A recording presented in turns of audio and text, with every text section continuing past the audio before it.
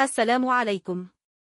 مرحبا بكم في هذه المقارنة الحصرية بين كيان سبورتاج 2024 وتويوتا RAV4 2024. اليوم غادي نشوف كل التفاصيل باش تعرفوا شكون السيارة اللي مناسبة ليكم أكثر. نبدأ بالتصميم الخارجي. كيان سبورتاج كتتميز بواجهة أمامية حادة، خطوط ديناميكية انسيابية، وشبكة تهوية أنيقة كتعطي إحساس بالعصرية والحركة. RAV4 كتجي بتصميم عملي ورياضي مع خطوط قوية وواضحة على الجوانب، وواجهة أمامية قوية تعكس صلابة السيارة. داخلية سبورتاج عصرية مع لوحة قيادة حديثة وشاشة معلوماتية كبيرة 12.3 بوصة، ومقاعد مريحة للركاب الأماميين والخلفيين، ومساحة جيدة للأمتعة. RAV4 كتقدم مقصورة عملية مع شاشة 8 بوصات، مقاعد مريحة ومساحة مناسبة للركاب، مع لمسات تصميمية تركز على الراحة اليومية والاعتمادية. الأداء ديال السيارتين مختلف.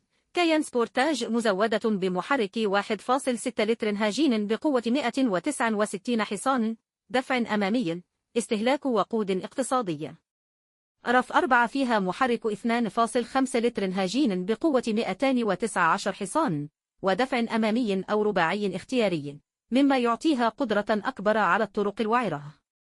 يعني RAV4 أقوى شوي، بينما سبورتاج أكثر توفيرا في استهلاك الوقود وسهولة القيادة داخل المدينة. في مجال الأمان، كلا السيارتين مجهزين بأنظمة حديثة مثل المكابح التلقائية للطوارئ، مثبت السرعة التكيفي، ونظام مساعدة الحفاظ على المسار.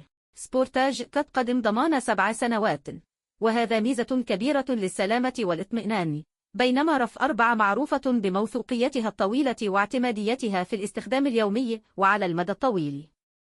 سبورتاج فيها نظام ملاحة متطور، شاشة كبيرة للتحكم بالموسيقى والاتصالات، وشحن لاسلكي للهواتف. RAV4 كتقدم نظام صوت ممتاز، دعم للتطبيقات الذكية، ومراقبة النقطة العمياء لمزيد من الأمان. الملخص سريعا: سبورتاج كالتمييز بصيانة أقل واستهلاك وقود اقتصادي، وRAV4 أقوى وأعلى في القوة والاعتمادية على المدى الطويل. الاختيار ديالك يعتمد على الأولويات. واش بغيت سيارة اقتصادية وعصرية، ولا سيارة قوية وموثوقة أكثر للطرق المختلفة؟ وفي النهاية القرار ديالكم. كيان سبورتاج 2024 أو تويوتا RAV4 2024. شاركونا رأيكم وتجاربكم في التعليقات، وما تنسوش الاشتراك باش توصلوا بكل جديد. شكرا على المتابعة، ونتلاقاو في الفيديو القادم.